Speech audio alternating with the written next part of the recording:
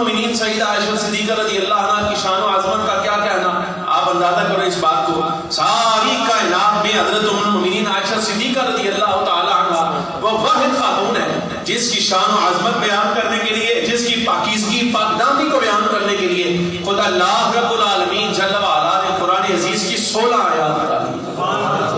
اور کن کن لفظوں کے ساتھ فرمایا,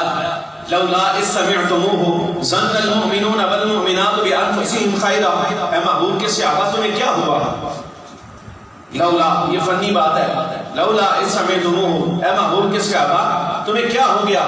جب تم نے سنا تھا کہ ام المؤمنین کی شان کے بارے میں کوئی بندہ غلط بات کہتا تھا, تم نے کیوں نہیں کہا ظن المؤمنون والمؤمنات خیرا, کہ ہم ایمان والے مردوں اور عورتوں کے بارے میں اچھا گمان رکھتے ہیں, ہم ان سے یہ توقع نہیں کر سکتے ایسے کام کی, تم نے یہ جملہ کیوں نہیں کہا؟ یہ دراصل اللہ رب العالمین نے ان صحابہ کو مخاطب کیا جن کے سامنے حضرت ام المؤمنین پر الزام لگا لیکن وہ الزام کی تردید کرنے میں خاموش رہے. یعنی جنہوں نے حضرت ام المؤمنین رضی اللہ عنہ کی حمایت میں کوئی لفظ نہیں نہ کہا, اللہ نے ان کو ڈانٹا, ان کو تنبیہ کی, کیوں ایسا نہ ہوا؟ تمہیں کہنا چاہیے تھا عائشہ کی شان میں, تمہیں کہنا چاہیے تھا کہ عائشہ حضور کے حرم کی خاتون ہے, سرکار کی بیوی ہے, حضور کی زوجہ ہے, وہ یہ کام کر ہی نہیں سکتی, تم نے یہ کیوں نہیں کہا؟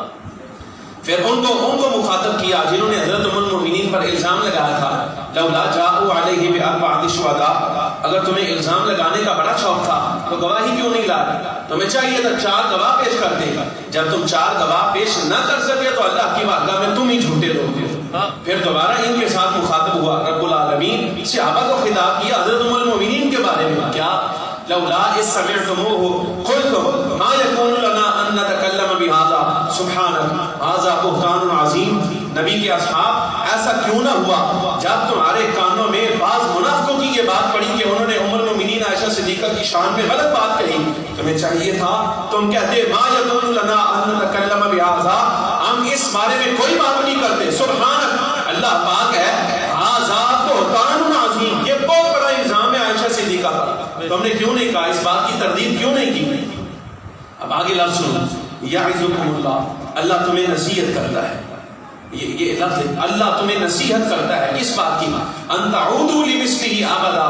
آج کے بعد کبھی سرکار کی بیویوں کے بارے میں کوئی ایسا جملہ نہیں کہنا. اندازہ کرو, اس بات پہ غور کرو, قل هو اللہ احد اللہ الصمد لم یلد ولم یولد, نہ وہ خود کسی کی اولاد ہے اور نہ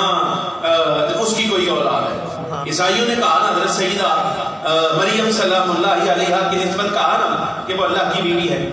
رب العالمین جل وعلا نے انہیں ڈانٹ دیا, فرمایا انہ لا تقولوا ثلاثہ, آج کے بعد یہ لفظ تمہارے منہ پر نہیں آنا چاہیے کہ خدا 3 ہے, اللہ بھی خدا ہے, عیسیٰ بھی خدا ہے اور سیدہ مریم بھی رب ہے, یہ تینوں مل کے خدا بنتے ہیں. خیال کرنا آج کے بعد یہ جملہ نہیں کہنا, اللہ بیوی سے بھی پاک ہے, اللہ صاحبہ سے پاک ہے, یہ لفظ ہے. وَلَمْ تَكُنْ لَهُ صَاحِبَةٌ, اس کی کوئی بیوی نہیں, قرآن عزیز میں موجود ہے, خود بیوی سے پاک ہے, لیکن محبوب کے بارے میں اتنی حمیت ہے, اتنی غیرت ہے رب العالمین کی بارگاہ میں, خود بیوی سے پاک ہے, لیکن اگر محبوب کی بیوی کے بارے میں کوئی بات کرے نا تو رب فرماتا ہے یعظکم اللہ, اللہ نصیحت کرتا ہے تمہیں, ان تعودوا لمثلہ ابدا, محبوب کی بیویوں کے بارے میں آج کے بعد کوئی ایسی بات نہیں کہنی.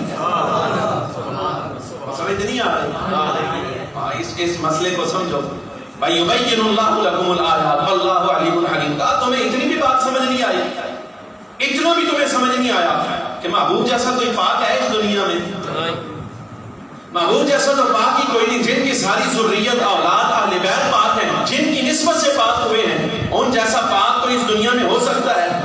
جب ان جیسا پاک کوئی نہیں تو ایسا کیسے ہو سکتا ہے اللہ ان کے حرم کے نزدیک, ان کے خانوادے میں, ان کی اہل بیت میں کوئی ایسی بیوی لے آئے جو اپنی مزاج کے اعتبار سے پاک نہ ہو. الطیبات للطیبین والطیبون للطیبات, یہ اللہ کا قاعدہ ہے, اور حضرت ام المؤمنین کی وجہ سے بیان کیا ہے کہ پاکیزہ مردوں کے لیے پاکیزہ عورتیں ہیں, پاکیزہ عورتوں کے لیے پاکیزہ مرد ہیں. اللہ اعلان کر رہا ہے اولئک مبرؤون مما یقولون, کائنات یہ جتنے منافق ہیں اور یہ عائشہ صدیقہ کے بارے میں جو کچھ بک رہے ہیں, اولئک مبرؤون مما یقولون, عائشہ ان کی باتوں سے بری ہے, سبحان اللہ, عائشہ ان کی باتوں سے پاک ہے. بلکہ لہم مغفرۃ و اجر کریم و رزق کریم، اور اس کے لیے تو اللہ نے مغفرت بھی تیار کر رکھی ہے اور